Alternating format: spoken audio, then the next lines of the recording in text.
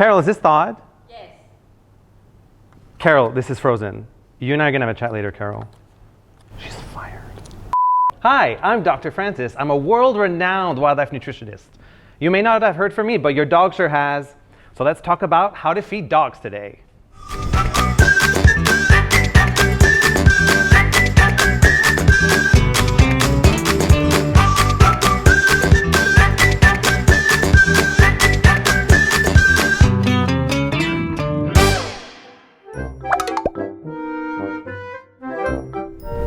The question we get asked the most often is, why should we feed fresh food to our pets? And the answer is extremely complicated, but I'll try and break it down and make it as easy as possible.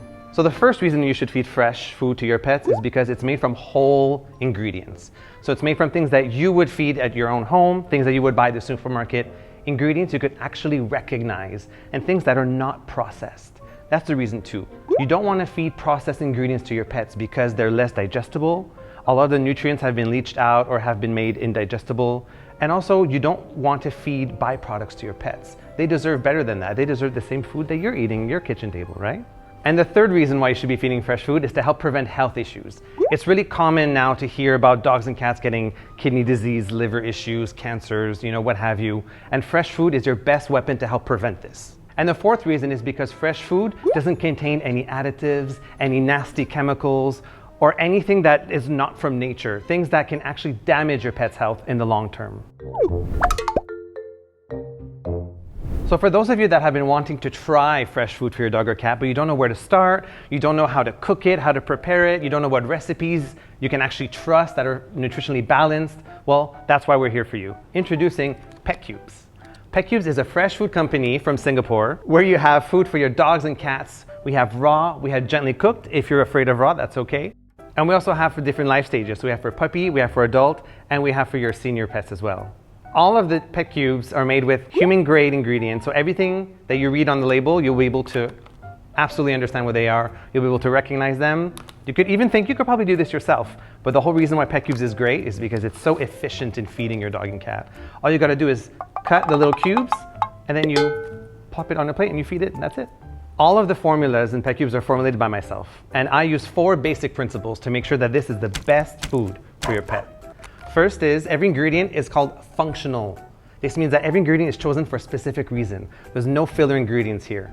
Second reason is epigenetics. This is when food unlocks the hidden potential within your dog and cat. It opens the good genetic material, the good genes, and it helps to shut down the cancer-causing bad DNA.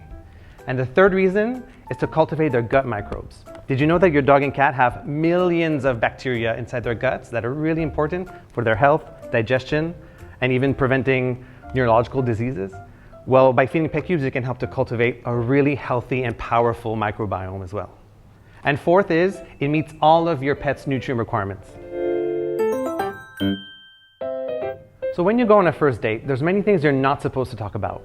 Religion, politics, and what you feed your pet. And the reason you're not supposed to talk about this is because it's a very emotionally charged topic. When you meet someone who feeds raw to their pet, you cannot talk to them about feeding cooked food or feeding kibble, and vice versa. And personally, I don't understand why there's all this drama over what you feed your pets, because yes, you can give them raw food, you can give them gently cooked, maybe even kibble. There's so many different ways to feed your pet, and a lot of you have questions about that. One very popular feeding method is called PMR, which stands for Premodel Raw. So this is based on the different organ ratio of what your dog or cat would eat in the wild. This doesn't actually look at the nutrient requirements. It doesn't actually look at the nutrients in there. And this doesn't necessarily mean it's bad, because if you're lucky, and if you're feeding enough different organs and you're changing the different types of proteins and meats that you're feeding, you could actually meet all of your pet's requirements.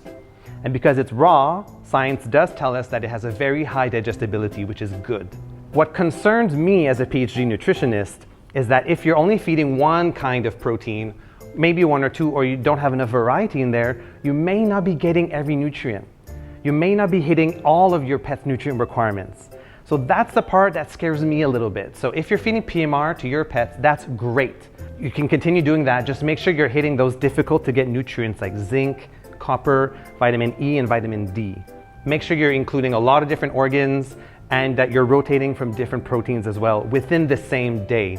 not just throughout the week as well. If you like to feed raw, no problem. At PetCubes, we also have raw cubes. It doesn't follow the PMR ratio, but that's okay. Instead, it follows something a little bit different. You're still gonna get all of the organs, you're still gonna get all the nutrient requirements, everything that your pet needs. But we follow more of a standardized universal approach. There are these two universally accepted nutrient requirement standards. One is called AAFCO, that's from the United States, and one is called FEDIAF, which is from Europe. They're very similar, but what they do is they have a long table of all the different nutrients that your dog and cats need.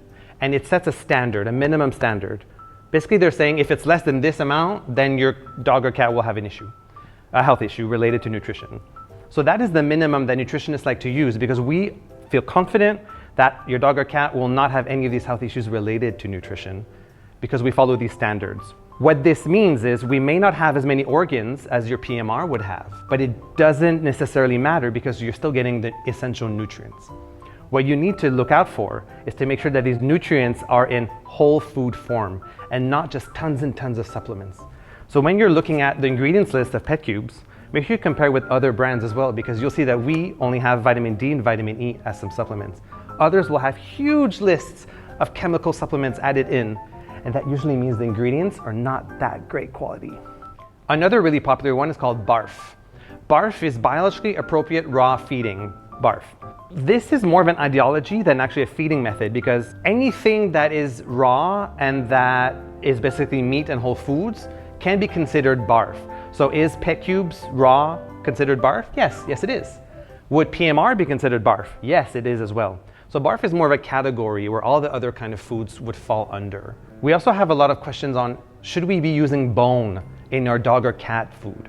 If you're doing a PMR style, most of these diets do include bone because where else are you going to get your calcium and your phosphorus and your magnesium and a lot of these really difficult to get minerals? If you're just following BARF, then you don't necessarily need to because BARF does allow you to add in some other sources of natural calcium like eggshells, which is what we use in PetCubes. So to summarize, there are two main ideologies you can follow to feed fresh food to your dog or cat. You have the PMR, and then you have following the AFCO or FEDIAF standards.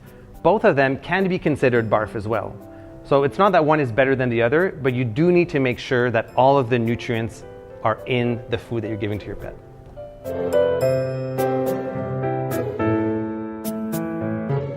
What's great about PetCubes is that it's so efficient to feed. All you need to do is take this out of the freezer and you put it in your chiller to thaw. It's really important to let it thaw slowly overnight, maybe over 2 nights. Depends on the temperature of your chiller. Carol, did you thaw this? Carol, is this thawed? Yes. Carol, this is frozen. You and I are gonna have a chat later, Carol. She's fired. Okay, I'll take another one instead. Okay, this one's thawed. All right.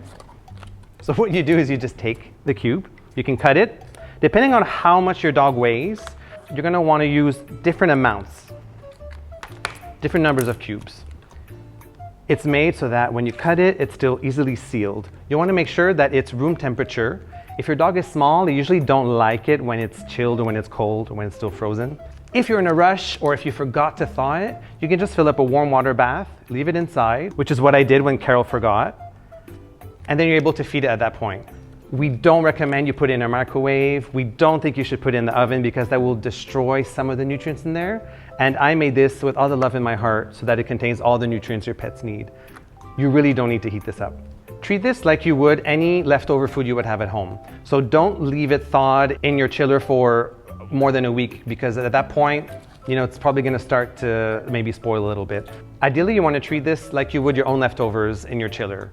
After it's been thawed, we recommend that you feed it to your pet within 36 hours.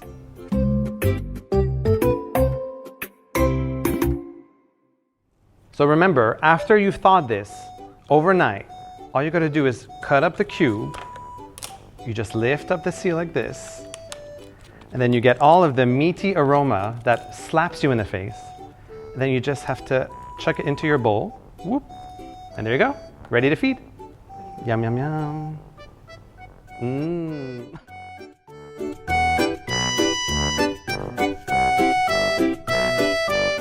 If you're thinking about switching over to PetCubes, you may feel a bit lost because we have so many different proteins, so many different formulas for you to try. So you're probably thinking, how do you know which one to choose? Well, we would recommend that you choose the protein that your dog or cat is already used to. So let's say you're currently on a chicken kibble or a lamb kibble or another kind of beef food, whatever it is, stick to that protein first. Odds are that your dog or cat will be better equipped to digest that and will have little to no digestive upsets during the transition period. Once your dog or cat is used to this main flavor, you can introduce 2 or 3 other flavors, and it's good to have them on rotation. Science tells us that having a rotation of different proteins helps to reduce chances of them developing allergies. Unfortunately, allergies are really common now with dogs and cats, chicken and beef being very common allergies. That's why we have crocodile, we have kangaroo, and we have venison novel proteins for your dog and for your cat as well. We don't have crocodile for cat, but we have the kangaroo venison. What's great about these novel proteins is that because they are novel, which means rare or new to them, they have less exposure, which means they're probably not allergic. And I'm using the word probably because yes, it's possible for them to develop an allergy, or some dogs that have autoimmune diseases could be allergic to them as well. But hopefully, odds are that they will be completely fine when they eat this. So if your dog or cat has an allergy, those are the ones you should try out. If you're wondering if your dog or cat is allergic to their food, you need to look at one simple thing. Are they scratching non-stop? Are they scratching themselves so much that they're hurting themselves or they're causing blisters? Maybe they're not scratching, maybe they're biting their own paws until it's sore and maybe even bloody. These symptoms are usually caused by allergies. It could be the food, it could also be fleas, and it could also be the environment. So in order to figure out what they're actually allergic to, we recommend you go see your vet. Alternatively, you could just try a novel protein like kangaroo, venison, or crocodile. Do it for at least 6 weeks and then see if the symptoms disappear. If they don't, then you probably need to go see your vet and do a more in-depth test. If you have any more questions about how to feed your dog, your cat, your parrot, or your hamster, or whoever else you want to feed that is not human, please comment below. Follow us on all of our socials at PetCubes on Facebook, on Instagram, and just ask us your questions. And I'll be so thrilled to hear from you and to help you feed your pets better. Bye-bye.